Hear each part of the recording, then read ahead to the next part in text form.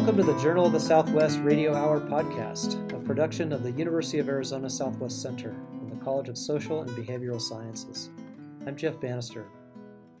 I'm talking today with Roberto Wolfe, Mexico General Manager for the Northern Jaguar Project, a binational conservation organization based in Tucson, Arizona and Sahuaripa, Sonora. NJP's mission is to, quote, preserve and recover the world's northernmost population of the jaguar, its unique natural habitats, and native wildlife under its protection as a flagship, keystone, and umbrella species. NJP accomplishes this through a diversity of programs, working with local ranchers, providing environmental education opportunities in local schools, with ongoing scientific research, including the extensive use of wildlife camera traps, and perhaps most importantly, through direct efforts to protect a 56,000-acre core jaguar preserve. Roberto grew up in Mexico City and has a background in veterinary science, a path he started down as a youth volunteer for the Chapultepec Zoo in the heart of the city. He has a great wealth of knowledge about big cats and big cat conservation, a topic that connects animal and human-animal populations across geopolitical boundaries. Jaguar habitats have been severely fragmented and otherwise destroyed up and down the length of the Americas, including, of course, by the expansion of the border wall between the U.S. and Mexico. Jaguars have nonetheless made their presence known in southern Arizona over the past few decades, in many ways a miracle, given a long history of efforts to exterminate them throughout the borderlands of the U.S. and Mexico. I found this conversation with Roberto to be most enlightening, and I hope you do as well. And we thank you for listening to the JSW Radio Podcast.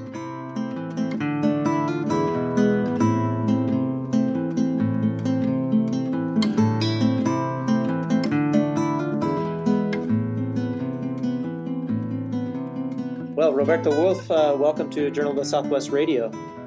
Thank you. Thank you for having me. Yeah, thanks so much for your time. So you are the managing director of the Northern Jaguar Project, based both here in Tucson and in Sonora.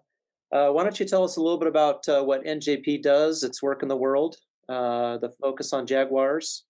Well, the Northern Jaguar Project, short NJP, is committed to protect the northernmost breeding population of the jaguar, and this happens to be just south of the border in the state of Sonora. So although we are based in Tucson, Arizona, and incorporated in Tucson, our major work is done in the municipality of Sahuaripa in the state of Sonora. And the municipality of Sahuaripa is, just as a reference, to the east from at the same latitude of Hermosillo. Hermosillo is already in the, if I may say, in the lowlands, but Sahuaripa is in the foothills of the Sierra Madre in the direction almost, in fact, the municipality is a bordering municipality. It borders to the neighboring state of Chihuahua. And there's where we do most of our work in terms of, there we have the Northern Jaguar Reserve. There we have also the Viviendo con Felinos program, which is our collaborative program with the local cattle growers. And then we have also some educational activities in town in Sahuaripa to get the new generations involved and that they have a better sense about nature conservation and so on. So our job is done mostly in Sahuaripa. And tell us a little bit about the history of the Northern Jaguar Project, and including how it is that it is a binational organization based both here in Tucson and in Sahuaripa. What's the story there?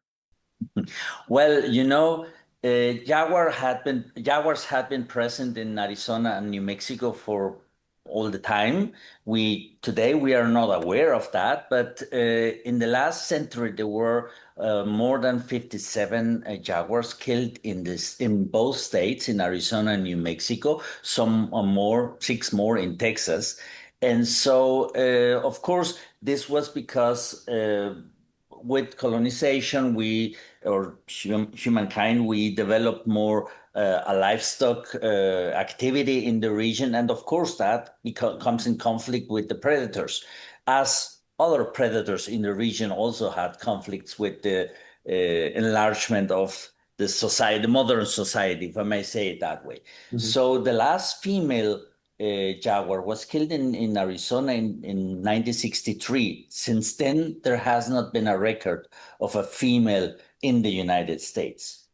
But that's a little bit the farther away in time, the history of jaguars in this region. And more recently, and after the jaguar was already considered under protection by the Endangered Species Act, because there were no jaguars present anymore in the United States, in the year 1996, yes, quite surprisingly, two new jaguars appeared suddenly in the state of Arizona, especially, or the first one was in the Peloncillo Mountains, and that was in March 1996, and the second one was in August the same year in the Baboquivari Mountains. So that triggered like this quest to find where are these jaguars coming from, because we were officially aware that there were no more jaguars.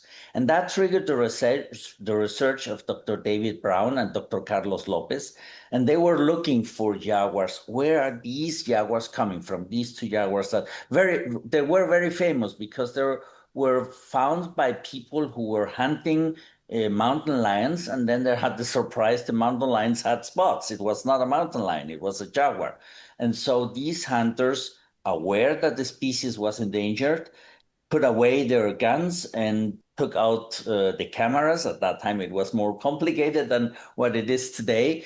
And they took the first the first pictures, sorry, of jaguars living in the United States, and that somehow survived, if I may say that way, the encounter with human being. Mm-hmm. And those jaguars were very, very famous, and those were very, well, special in those circumstances. And that triggered the research, as I said, of Carlos Lopez and David Brown.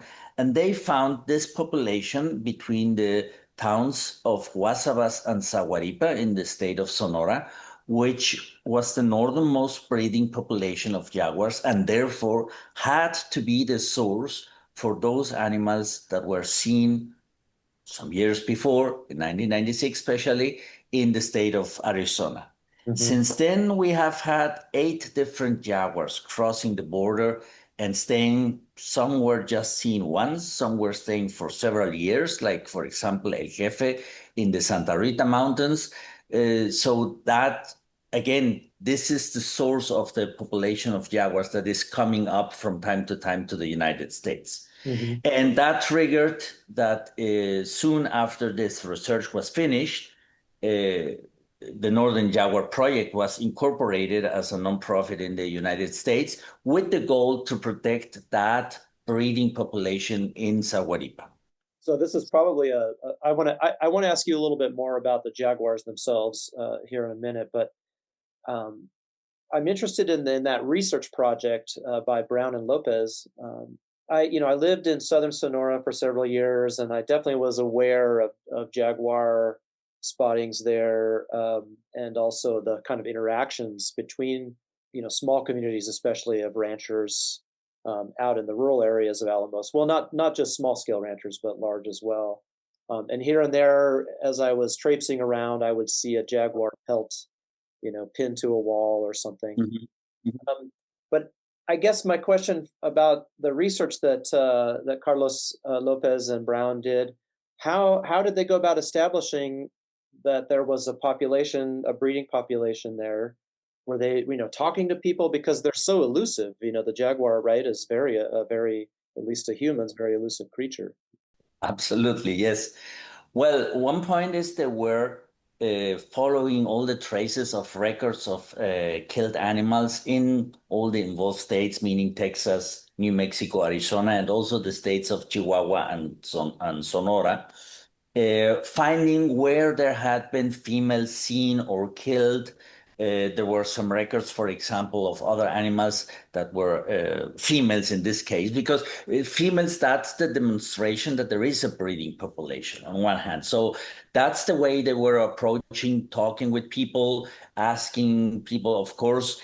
At least in Mexico at that time, it was a little bit a problematic situation, because although people were still killing jaguars because of the conflict, predation conflict and this perception that the jaguar was going to kill everything and therefore was a danger for human settlements. And so it was like the need of continue killing jaguars. But on the other hand, it was legally already like prohibited to kill a jaguar. It was not allowed. While in the United States, the records are very clean because those, or very open because before 1996, all those animals were killed legally. So there are official records for that. And so they were approaching all the people and finding out. And on the other hand, they established a set of motion triggered cameras. And in fact, they got in the year 2000, in February 2000, a picture of a jaguar in the region of Sahuaripa. It is a place we call City of Rocks, which today is part of the Northern Jaguar Reserve. And that picture, very specifically that picture, which is a female, was again the first picture of a living jaguar in the state of Sonora. So this research also brought some evidence that in the academic world, if I may say it that way, did not exist in the state of Sonora. There were, of course, records of a jaguar was killed, a jaguar has killed livestock, and so on. And some of those stories may even not be true, because a dead animal can be playing to a jaguar without that the jaguar was really the cause of death. Uh-huh. So, So in other but words, it could have been a mountain lion or some other predator. it could have been a mountain lion, or I mean, it is just sometimes also a problem that a cow or a calf may die by other causes, and then that the jaguar comes and scavenges on the carcass. And of course, then they see the tracks and things like that. But nowadays, when we look at some of those cases, we see that the animal was not killed by the jaguar. It was fed on by the jaguar, but not the jaguar was not the initial cause of death. That's something you can establish today, of course, if you have timely access to the carcass. No, but at that time, if they just saw tracks and the tracks were, let's say, consistent with a jaguar, then the jaguar was to blame for the killing itself. Although, as I said, the jaguar may just be scavenging on the carcass. And so the picture was like also the first sign. Here we have female jaguars, and having female jaguars, that means we have their breeding population. Of course, there were later also evidence of breeding in the region. And that's their finding of somehow pinpointing the location of a breeding population where you can still find males, females, a good relationship. Right now, on the Northern Jaguar Reserve, over the years, we have a proportion of 46% females. So that is a healthy population because that gives a almost 1-to-1 ratio between sexes, and that allows for a better breeding and a more stable population in terms of there is no need to move around looking for a mate because every animal can establish a territory and therefore be in a constructive way together with the population. Those are the records that establishes that there was a breeding population, the presence of females and enough records of animals being killed at that time. In fact, that was the concern because they found that this population having females, it was still under heavy pressure by the killing of jaguars because of predation incidents.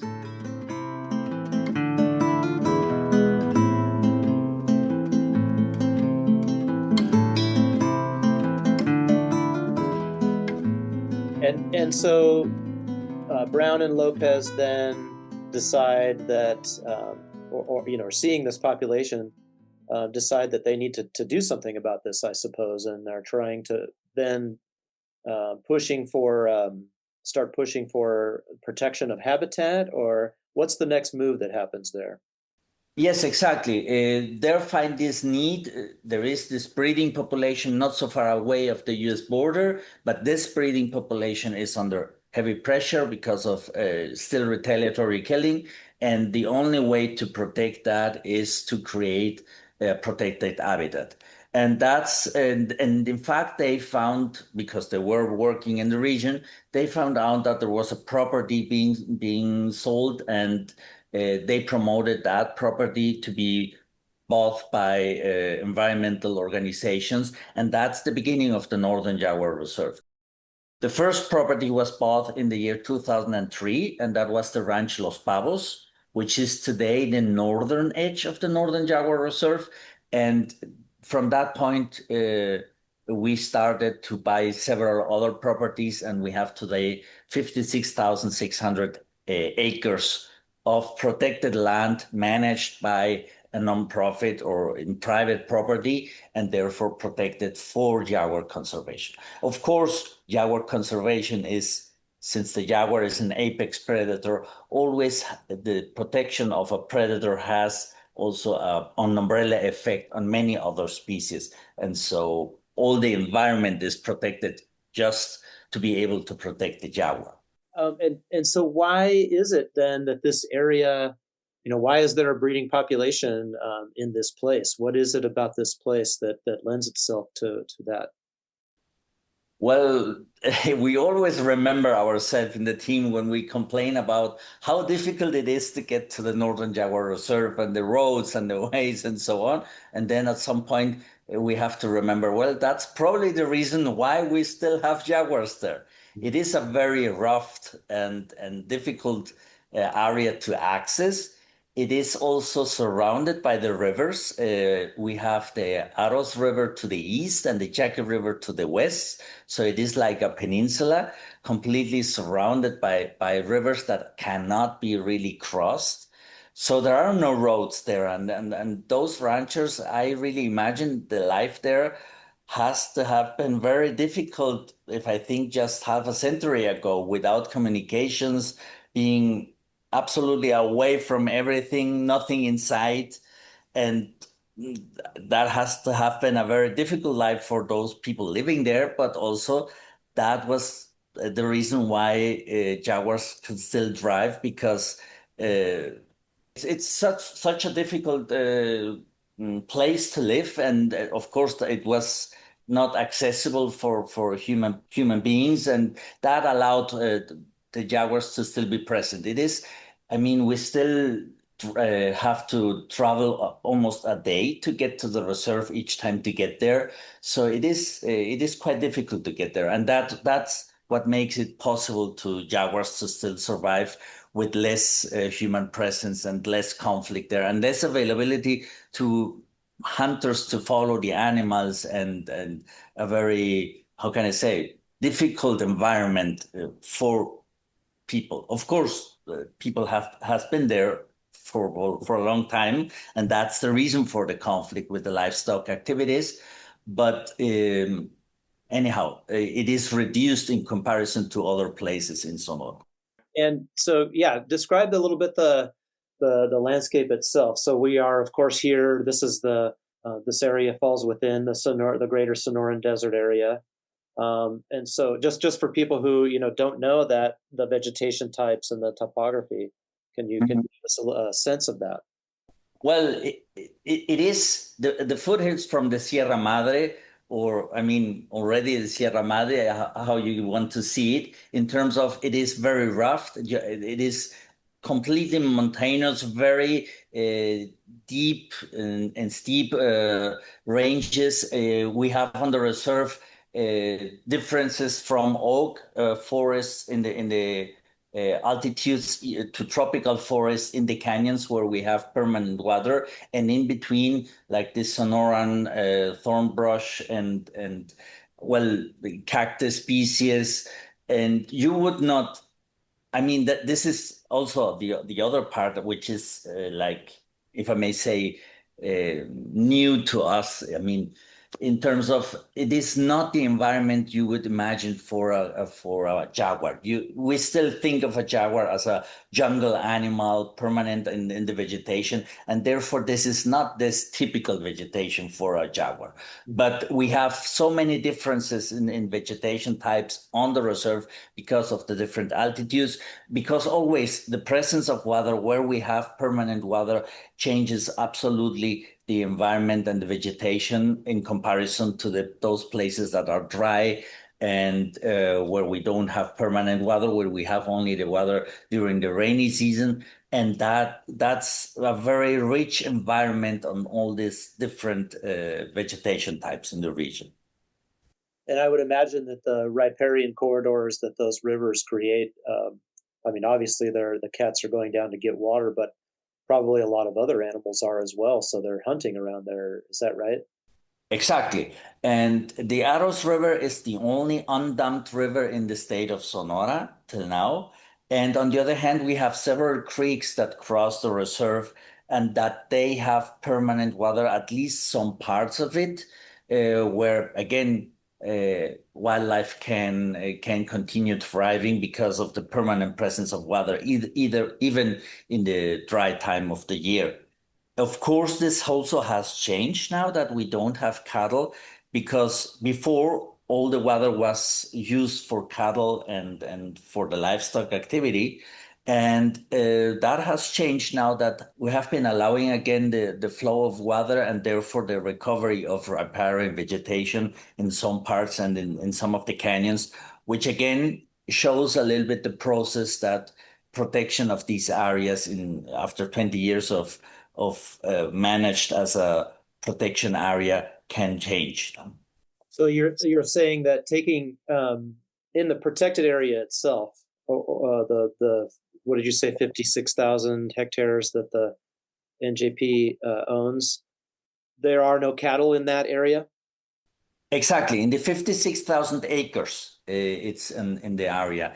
Um, those are old cattle ranches. So those were bought when there were cattle ranches and cattle was retrieved. We just have a little bit, a small portion of cattle in the last ranch we included in the reserve because we're still in the process of retrieving the cattle out of that. But the rest of the reserve has no cattle. Well, we do have sometimes a little bit of problems of the neighbors that, of course, since there is no cattle on the reserve, vegetation is thriving and is improving and is getting better than what on the ranches that surround the reserve where there have permanent livestock activities. Mm-hmm. So we do have sometimes that invasions, but that's the reason why we're working on keeping the fences and patrolling the reserve to get that cattle out.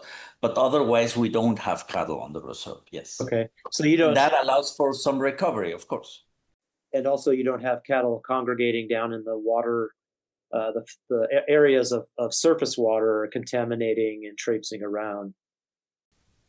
Well, the Aros River is open because the Aros River, because of its size, is federal land in Mexico. Of course. Right. So that there is no control on the surrounding or direct around the Aros River. It's like 10 meters away from the highest flow, which is federal land.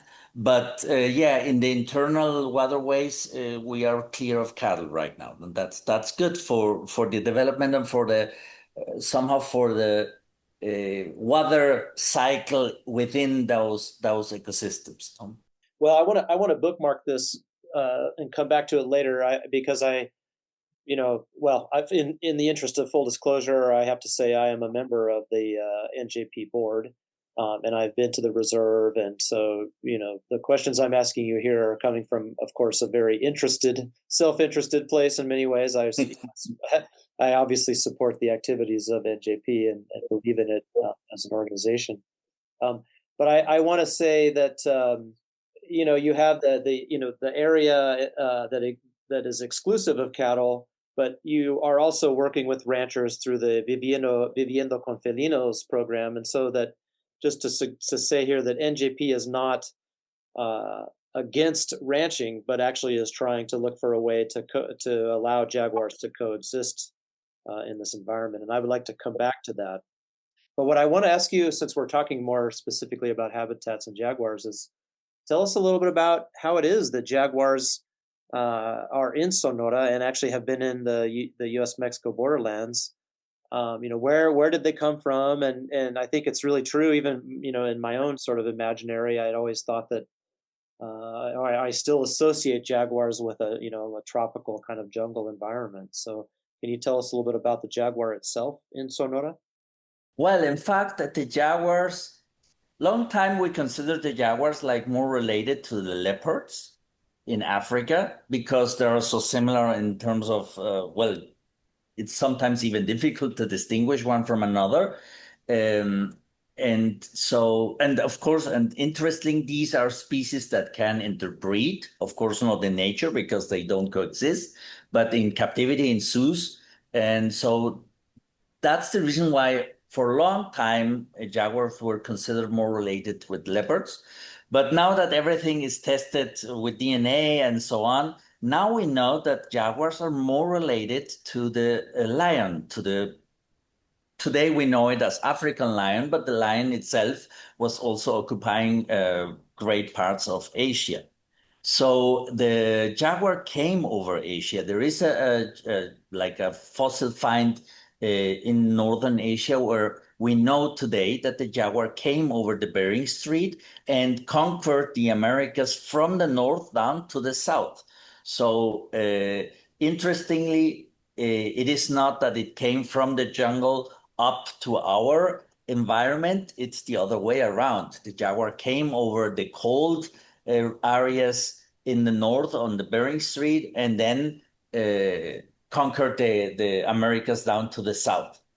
Interestingly, also is that years ago, when the jaguar was classified, again before everything was DNA tested, there was a subspecies considered local for the states of Sonora, Arizona, New Mexico, and that was specifically Panthera onca arizonensis.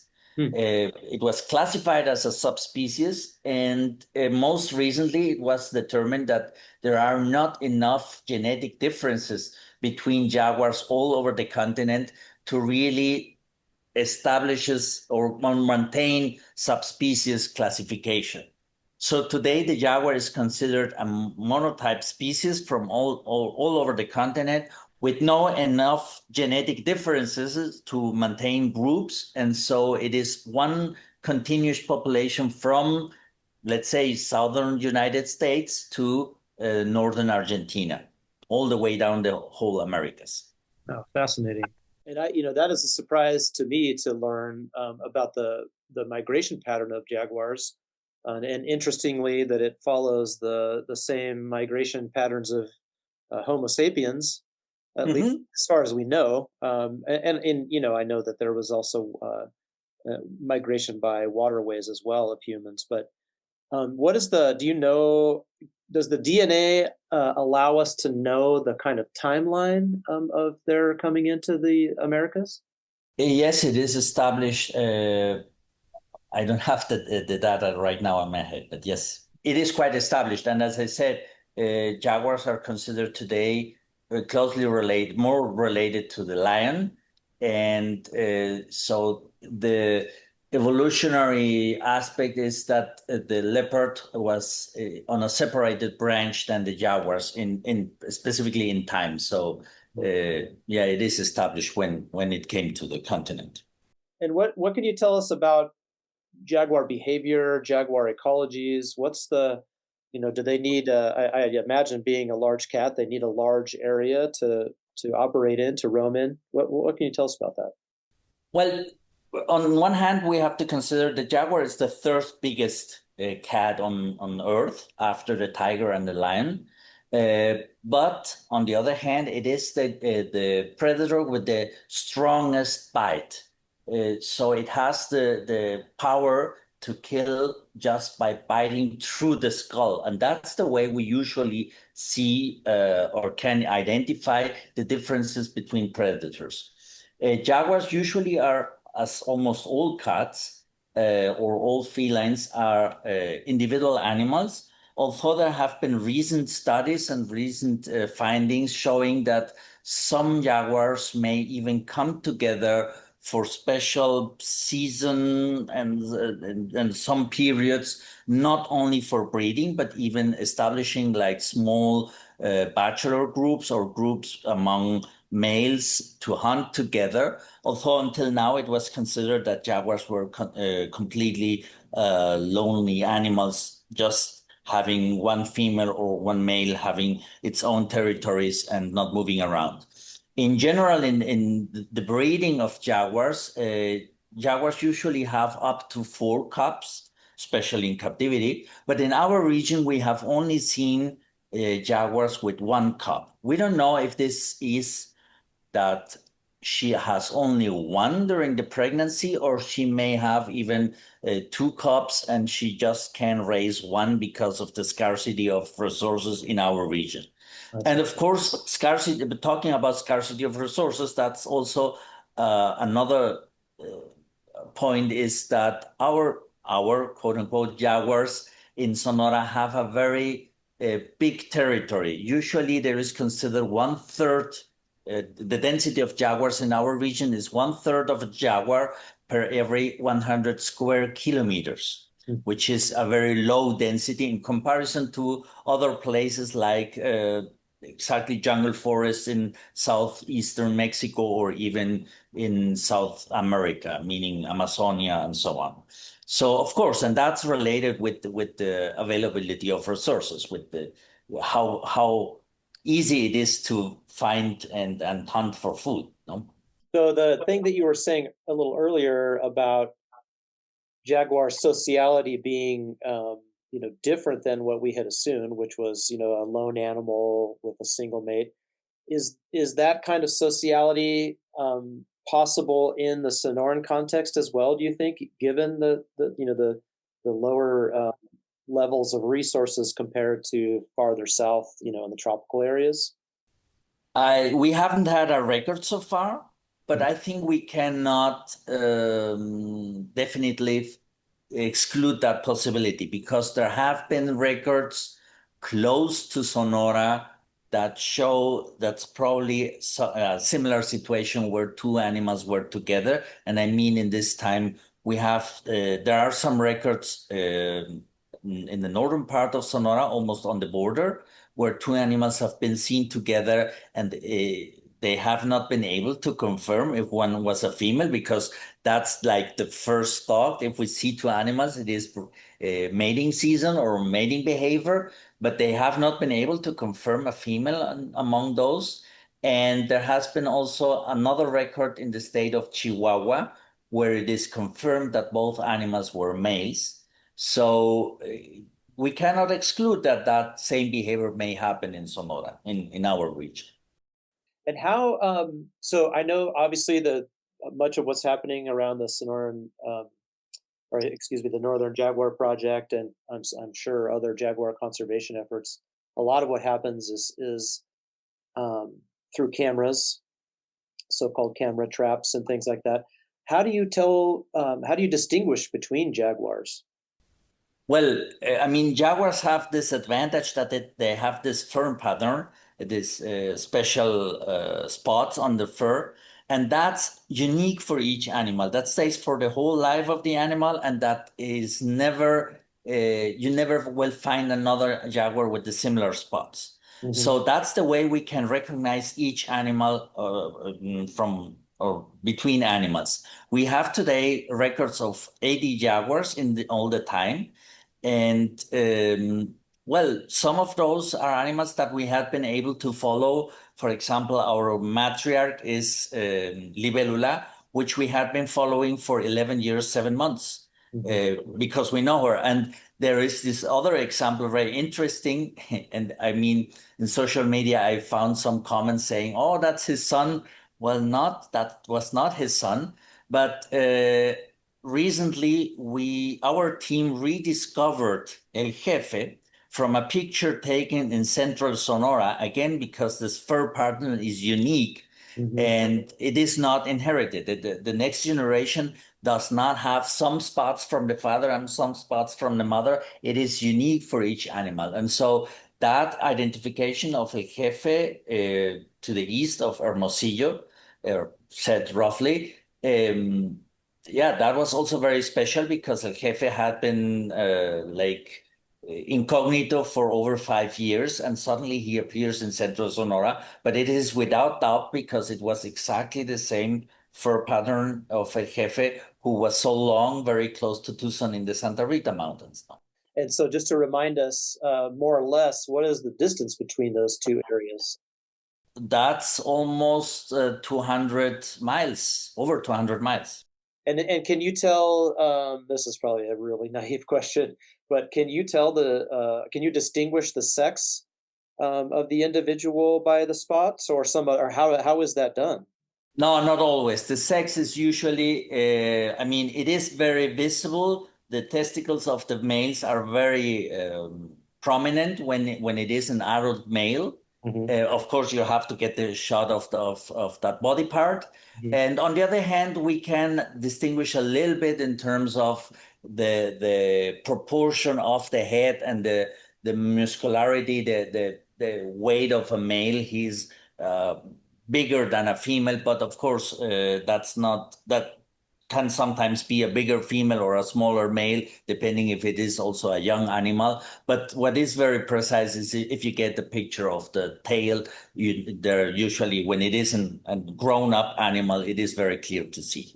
Okay. It's not like other cats where it is very hidden. Big cats like lions, tigers, jaguars are very visible there.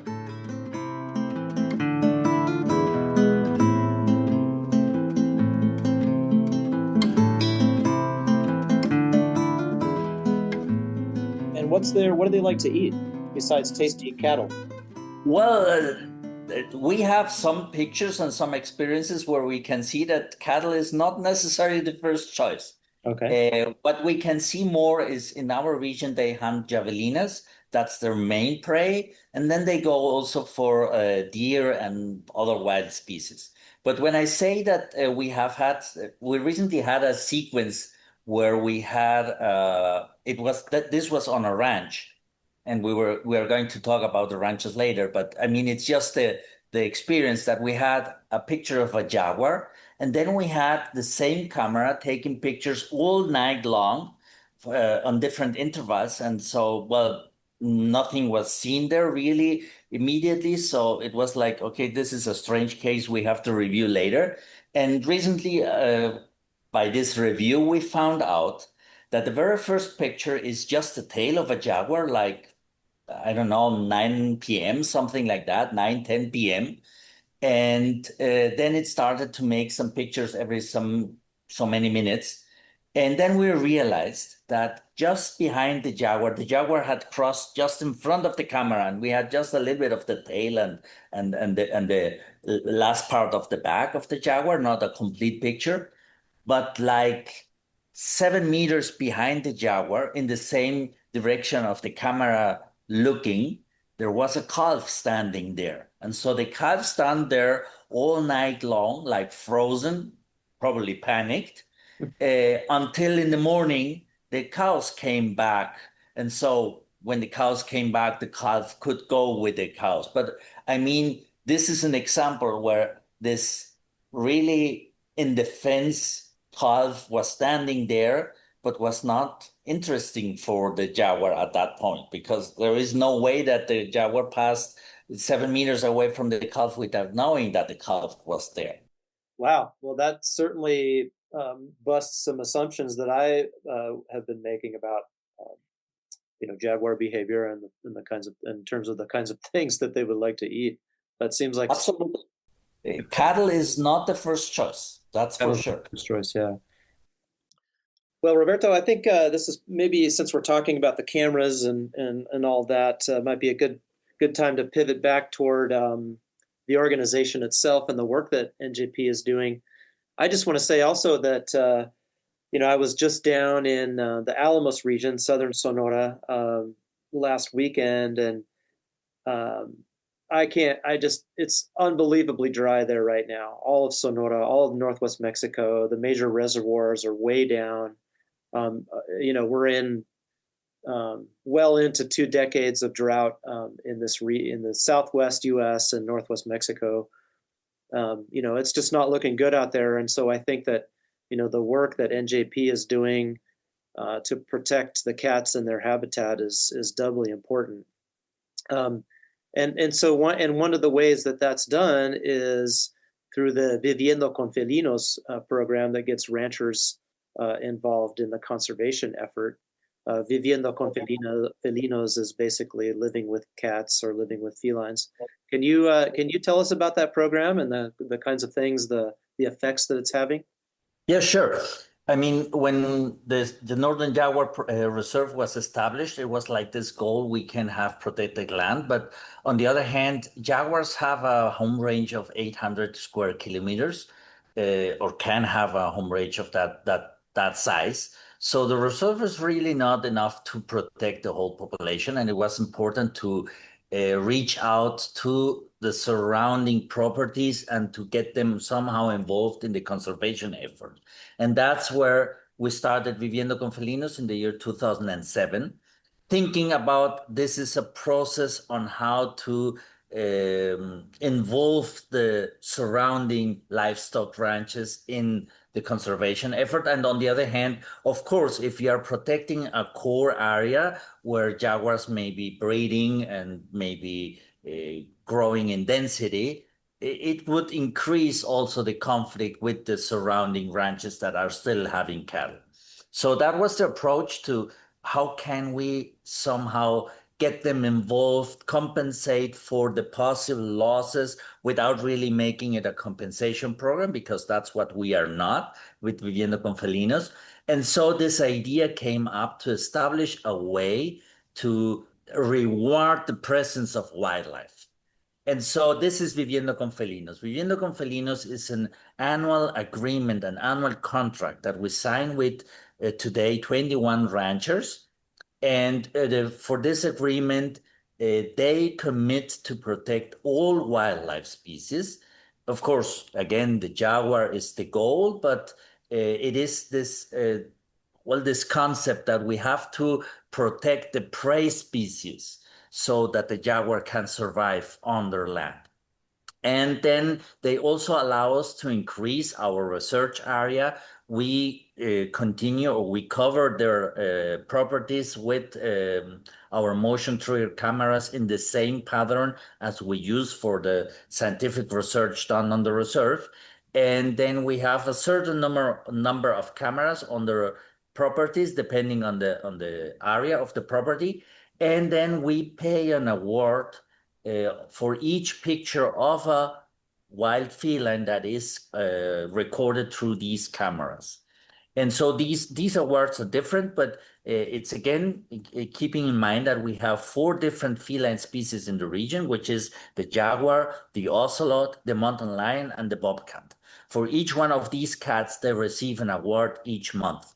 And this has increased the tolerance to wildlife. And in fact, this has also allowed the ranchers to become aware in a very, from their very own experience, that what they got, this idea of predators being just killers of cattle, that's something that has changed. And not necessarily as a goal, but this is like a byproduct, because since they are receiving an award because of the presence of the felines, so the loss of cattle is not so sensitive anymore. I mean, they're receiving some value because of the cat is there, and therefore, if the cat eats a calf, somehow it is paid because of that award. But what they have found out, and these are just expressions of some of the ranchers. One of the ranchers told me years ago, he said, well, I have now learned this issue is just about balance.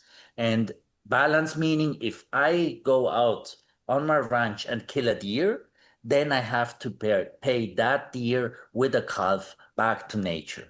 And so if I don't kill a deer, then I don't have issues with my cattle. And this has been true for several years. Unfortunately, you were mentioning the drought.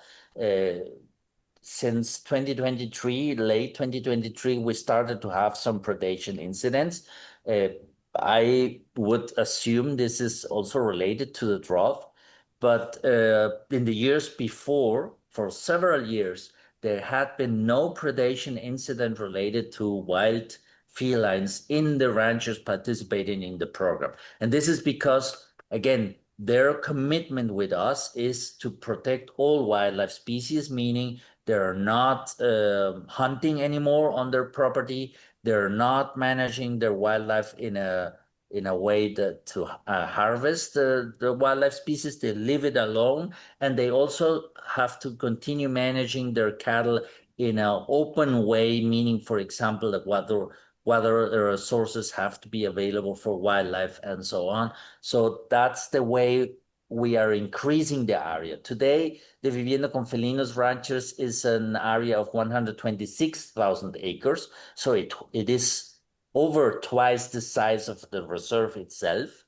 And this, of course, increases the impact of conservation in the region. And it changes the relationship with our neighbors and the relationship with local people to the jaguar.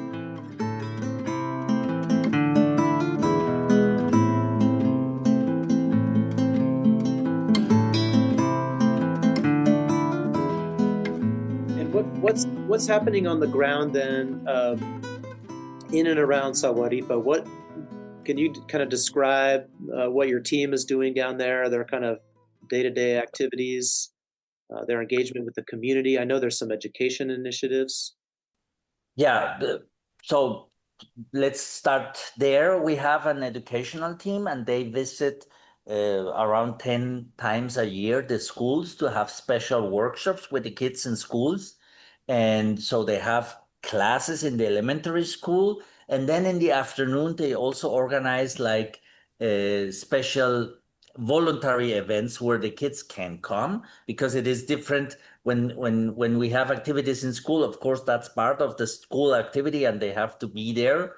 But then what we have in the afternoons is what we call the Eco Guardians Club. And so the kids can come voluntarily to meet again, to have some games where they also learn about nature and some other activities. We also have, even once a year, we have a visit from the Eco Guardians to the reserve where they learn about putting cameras, and they play a little bit this role playing of putting some cameras, of being the wildlife species running or passing in front of the camera, how the camera takes the picture, and they see that. And that's the educational effort in town.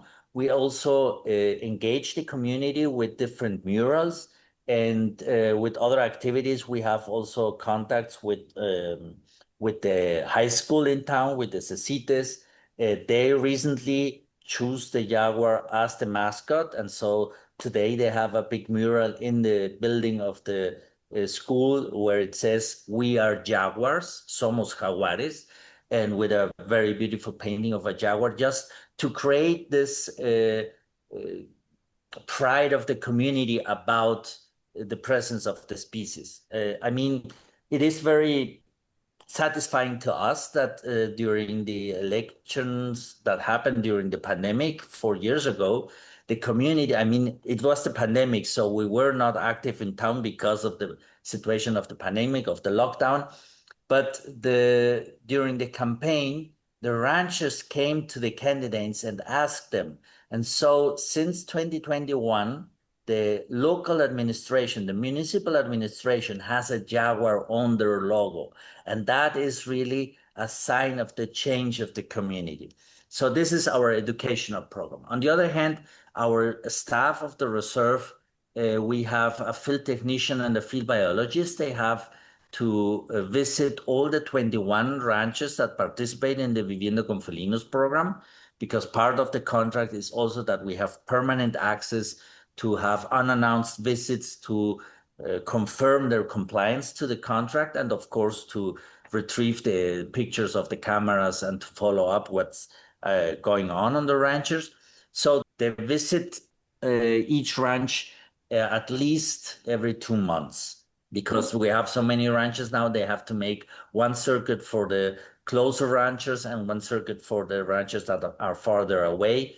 And so that we have every 2 months all the pictures gathered, and we can then make the assessment and see which animals have been seen where, identify each of the jaguars if they have come back or where they're moving, because again, all the jaguars and all the ocelots are managed on an individual or followed up on an individual basis. Like each animal has a name, uh, so we can know where are they moving, where are they being, in which ranch, and that's something we also tell our partners in the Vivienda con Felino ranches. Mm-hmm. And then on the reserve, we have a team of vaqueros. They have to make permanent patrolling to keep the fences in good condition to avoid cattle coming in from the outside. Again, as I said, the Aros River is federal land, so at the Aros River there are permanent cattle running around, and so they may come in on our fences because, of course, as I said, the vegetation on the reserve is well protected. On the other hand, we have to in during some seasons to make some maintenance work, to have also we're trying to eradicate buffalo grass from the reserve because of its importance and its danger as a through fire to affect other species. So we are permanently on the work. I mean, our staff members in Sahuaripa, they have a schedule to be 20 days on the reserve or on the Vivienda con Felinos ranchers, and then 10 days in town to rest. But it's always being on the road. We drive a lot. I mean, a lot. It seems not so much a lot because at the end it's just all dirt roads. From Sahuaripa on, there is no paved roads in the region to the reserve or to the ranches. They have recently just paved some parts of the main road, but otherwise it's dirt road in very rough conditions all the time, especially when it is raining. So we are always on the move. And I mean, we have a very special team for research, our research coordinator, our database technician, our biologist, and our field technician. And then we have the team of the reserve that is always keeping everything in good conditions, and also patrolling the reserve to make sure we don't have any unwanted visited or situation. I don't know, somebody trying to hunt a jaguar, something like that, which has so far not happened. But I mean, we have to be always on guard about that. So clearly a very complex, multifaceted operation there. Yes. Roberto, I want to ask, as we're kind of wrapping up here, tell us a little bit about your personal trajectory. How did you get into conservation and specifically into large, working with large mammals? I know that I think you're from La Ciudad de Mexico, if I'm not mistaken. I grew up in Mexico City, yes. I was not born in Mexico City. I was born in Germany, but I came to Mexico City when I was 2 years old. And so growing up in the big city, my first contact was I got the possibility and started volunteering at the Chapultepec Zoo in Mexico City, Mm-hmm. which at that time was very famous because it was the time when the pandas were born. And, Mexico City was the very first zoo in the world to breed pandas outside of China. Mm. So it was like it was an awesome situation about this breeding a panda in Mexico. And so I that happened in that time where I started volunteering, and I continued and I got involved. And at that time, the only way to continue working in the zoo was studying veterinary medicine. So when I finished high school, I was still volunteering. In fact, my last year of high school, I was already hired in the zoo as a head zookeeper um, for the bird section. I started there with birds. Hmm. And then I studied veterinary medicine at the National University in Mexico City. And so I continued working in some zoos and captivity. I was more like a city boy in terms of used to the comfort of the big cities and so on.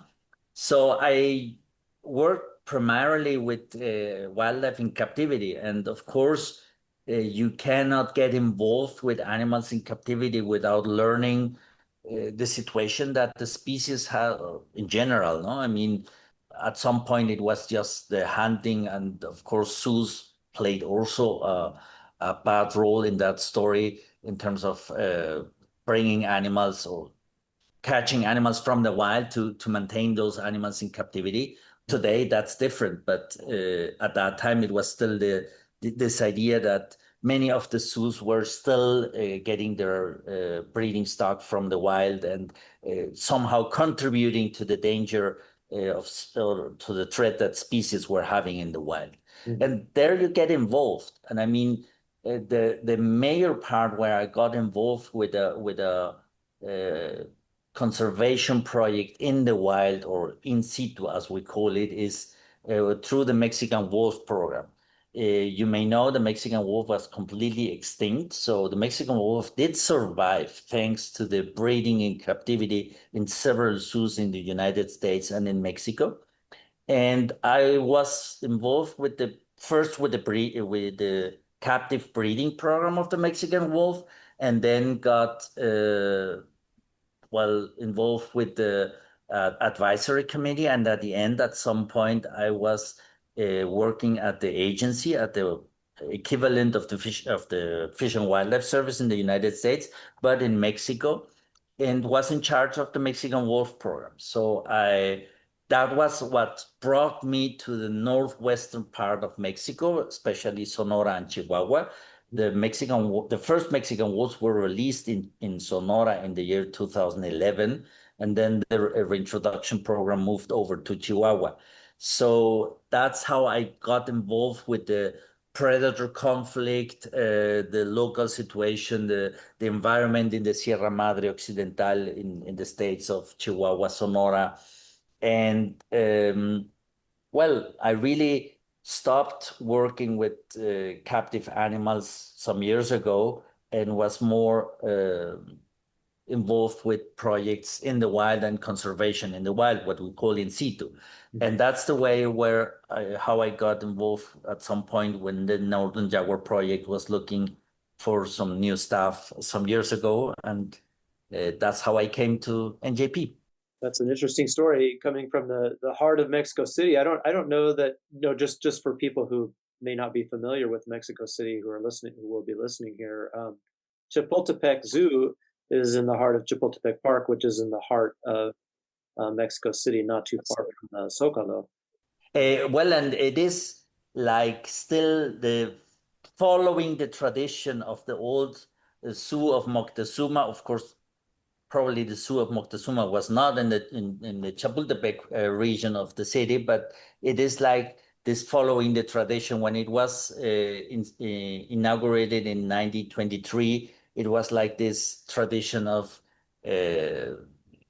well, since Moctezuma had this special facility in the city when Hernan Cortés arrived in the city, where they were breeding animals and where they're having well uh, the zoo like they were in Europe at that time. No, it was more the sensationalist of having the strange things and beautiful things. Uh, which was interesting, and Hernan Cortés was very impressed of that facility of Moctezuma. In fact, there is also a very interesting part of it is archaeologists have found out that in the Templo Mayor findings, usually in the Mesoamerican cultures, when there were every so many years they build another layer on top of the pyramid and so on. And in these buildings, there usually were some offerings with this new layer,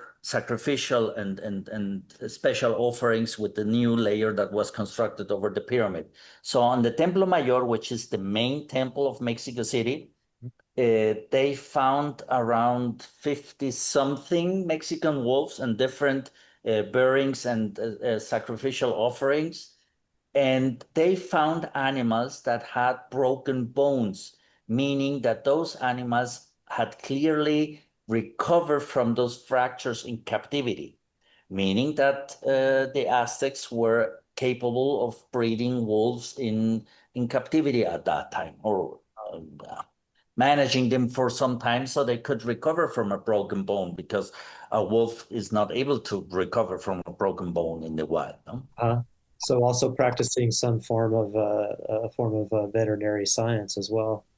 Yeah, so practicing some kind of medicine, of course, to allow the animal to recover from an injury, but also that they could manage those animals in captivity so that they could thrive and recover, that they had adapted to captivity. That's also the interesting part, which we were not so aware, because, of course, when Hernan Cortés tells the story about Moctezuma Zoo, well, this could have been in the old way, as there were zoos in that time in Europe, like more like replacing animals, bringing them from the wild instead of really breeding them in captivity. I see. So yeah, of course, imposing a European lens onto what lay before them. Yeah. Exactly, exactly. Well, Roberto, is there anything that you would like listeners to know about your work, about the Northern Jaguar Project, that I haven't asked you about before we end our interview today?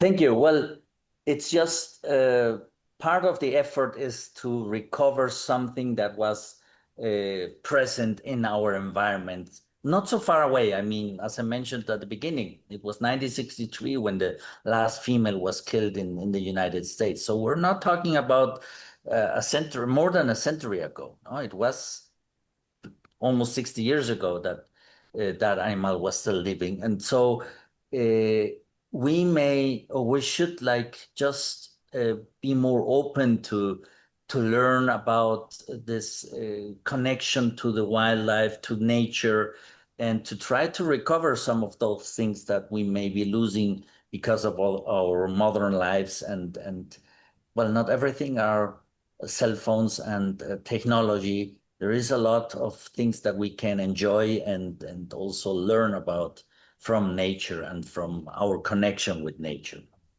Yeah, very important. Yeah, our lives are so mediated now that it's important to reestablish lost connections with the world that we're so dependent on, but also even just know them. To know that our lives are so deeply embedded with the rest of the world, which is I think is something that we have largely an idea that we have largely lost.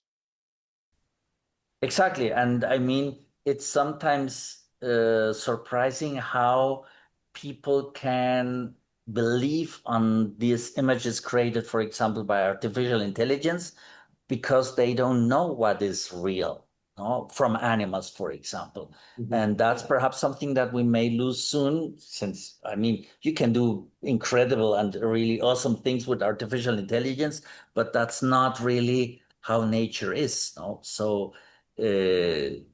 this confusion is easier if you don't know what really nature is. And that's just an example. And as I was saying with the ranchers, it is for me very interesting seeing these, some of them already old guys that say, okay, now in time I have learned that what I learned from my previous generations, my grandfather and so on, that was not right. And now I have my first-hand source to learn how things are different. No? Mm-hmm. Right. So there is really a shift in consciousness that's happening around these important efforts. Yes, yes. Yeah. Without really changing the goal of the person. I mean, I just had recently an interview with one of the bigger ranchers, and bigger ranchers, I mean, also from a very rancher traditional family. He had been president of the Cattle Growers State Association for several time, and it is still very influential in the cattle grower media. But yeah, he has had this personal connection, and he's so proud of his picture just because he can learn directly what is going on his ranch with wildlife. Yeah, makes sense. Well, Roberto, thank you so much for this most interesting conversation. I think that's probably a good place to end it. I really appreciate your time. You're welcome. Thank you for having me. Yeah, and I will just say too that our show notes will include some links to the Northern Jaguar Project and other areas that or other sources of information people could use to kind of take a deeper dive into jaguar conservation and perhaps conservation more broadly in Mexico, which is a very complex and robust area. So, again, thank you so much. Yeah, thank you very much. And also, thank you. I mean, also to everybody else, any support is welcome for any of these efforts to conserve nature and to conserve our planet.